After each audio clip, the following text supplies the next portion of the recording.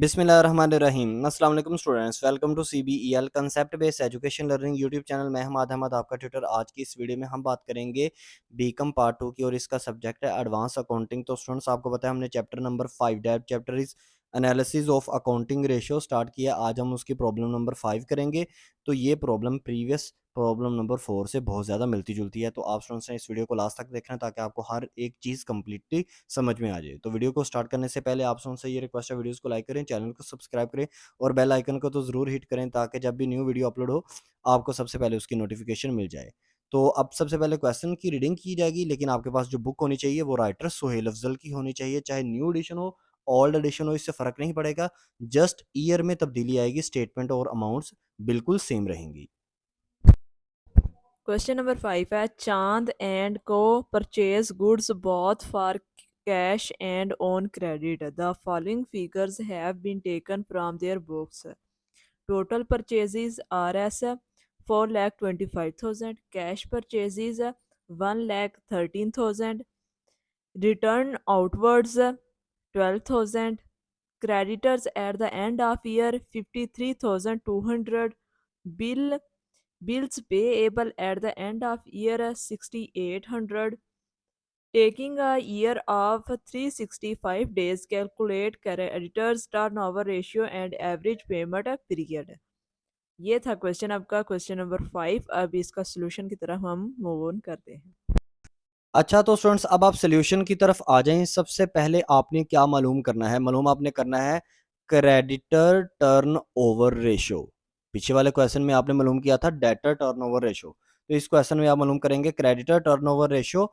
आपके पास book open होनी चाहिए, अदरवाइज आपको जो वैल्यूज हैं उसकी समझ में नहीं आएगी। तो क्रेडिटर टर्नओवर रेशो, इसका फार्मूला होता है net credit purchase divided by average creditor. जब डेटर टर्नओवर रेशो था ना, तब था नेट क्रेडिट सेल। डेटर हो तो सेल, क्रेडिटर हो तो आपने बटे के ऊपर परचेज लिखना है और नीचे बटा डेटर टर्नओवर रेशियो है तो बटा average debtor, creditor turnover ratio है तो बटा एवरेज क्रेडिटर। अब सबसे पहले आपको क्या चाहिए? Net credit purchase. इसका फार्मूला होता है total purchase minus cash purchase minus return outward. ये तीनों चीजें आपको दी हुई हैं आपके क्वेश्चन में। बुक ओपन करें जरा। टोटल परचेज आपकी दी हुई है 4,25,000 माइनस आपको कैश परचेज दी हुई है 1,13,000 1,13,000 माइनस आपको रिटर्न आउटवर्ड दी हुई है 12,000। तो 4,25,000 में से 1,13,000 माइनस करें, उसमें से माइनस कर दें जो जवाब आए उसमें से माइनस करें 12,000, तो आपके पास आंसर आएगा नेट क्रेडिट परचेज आपके पास आ जाएगी 3 लाख। अब आपको सेकंड चीज क्या चाहिए? Average creditors. एवरेज क्रेडिटर्स का क्या फार्मूला होता है? वही वो जो एवरेज डेटर्स निकालने के लिए फार्मूला होता है। एवरेज क्रेडिटर का फार्मूला है ओपनिंग क्रेडिटर प्लस बी बटा पी। बी बटा पी मीन्स आप पूरा कंप्लीट नेम लिखेंगे जब पेपर में सोल्व करेंगे, क्योंकि मेरे पास स्पेस कम थी इसलिए मैंने बी बटा पी लिख दिया। बी बटा P means bill payable plus closing creditors plus closing B बटा पी, यानी कि बिल पेबल डिवाइडेड बाय 2। अब इस क्वेश्चन के अंदर आपको ओपनिंग क्रेडिटर्स भी नहीं दिए हुए और ओपनिंग बिल पेएबल भी नहीं दिए हुए। तो ओपनिंग क्रेडिटर आप लिखेंगे 0 प्लस बिल पेएबल भी आप ओपनिंग लिखेंगे 0, लेकिन क्लोजिंग क्रेडिटर्स और क्लोजिंग बिल पेएबल आपको दिए हुए हैं। क्लोजिंग क्रेडिटर्स आपको दिए हुए हैं 53200। ठीक है जी। और आपके पास जो है क्लोजिंग बिल पेएबल वो आपके पास है 6800। दोनों को जमा करें, आएगा 60,000 60,000। अब इस वैल्यू को आपने डिवाइडेड 2 नहीं करना। सर फार्मूले में तो मौजूद है। फार्मूले में तब आपने डिवाइडेड 2 करना है जब हमें ओपनिंग क्रेडिटर्स और ओपनिंग बिल पेएबल भी दिए हुए होते। अब दोनों वैल्यूज हमारे पास आ गई हैं। फार्मूला दोबारा से लिखें। फार्मूला क्या था? Creditors turnover ratio is equal to net credit purchase थी आपके पास कितनी आई? 3 लाख। इसको डिवाइड करें एवरेज क्रेडिटर्स, वो आपके पास आए 60,000, तो आपके पास जवाब आ जाएगा 5 और साथ में आपने लिख देना है टाइम्स। सेकंड रिक्वायरमेंट आपके पास क्या थी? Average payment period. ठीक है ना? पीछे वाले क्वेश्चन में आपने कलेक्शन पीरियड निकाला था, इस वाले क्वेश्चन में पेमेंट पीरियड निकालेंगे। फार्मूले को रिवर्स कर दें। फार्मूला क्या था ऊपर वाला? जो क्रेडिटर टर्नओवर रेशियो वाला फार्मूला था उसको रिवर्स करें। Average creditors divided by net credit purchase multiply by number of days in a year. Average हमारे पास क्रेडिटर्स कितने थे? 60,000 divided by net credit purchase कितनी थी 3 lakh multiply by number of days in a year, एक साल में कितने दिन होते हैं 365।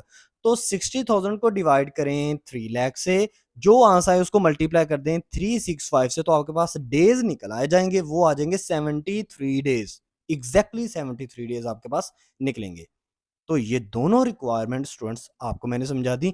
इस क्वेश्चन में और प्रीवियस क्वेश्चन में डिफरेंस क्या है? डिफरेंस सिंपल सा है। पीछे वाले क्वेश्चन में आपको डेटर टर्नओवर रेशियो पूछी थी और एवरेज कलेक्शन पीरियड पूछा था, और वहां पर था 2 ईयर का डाटा, 2016 का 2017 का। इस क्वेश्चन में उसने एक ही ईयर का डाटा दिया हुआ है और क्रेडिटर टर्नओवर रेशियो पूछ लिया और एवरेज पेमेंट पीरियड पूछ लिया है।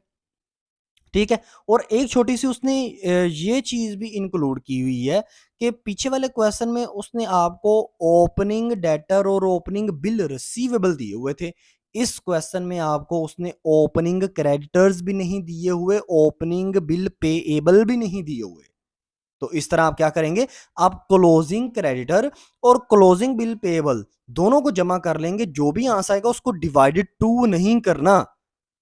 एवरेज के लिए मैं मानता हूं आपकी बात को डिवाइडेड टू करना पड़ता है, लेकिन उस सिनेरियो में डिवाइडेड टू करना पड़ता है जब आपके पास ओपनिंग भी चीज दी हो, क्लोजिंग भी चीज दी हो, दोनों को जमा कर लें, फिर आपने टू पर डिवाइड करना है। अगर ओपनिंग और क्लोजिंग में से सिर्फ एक चीज दी हुई है, तब आपने क्या करना है, उसको टू पर कभी भी डिवाइड नहीं करना।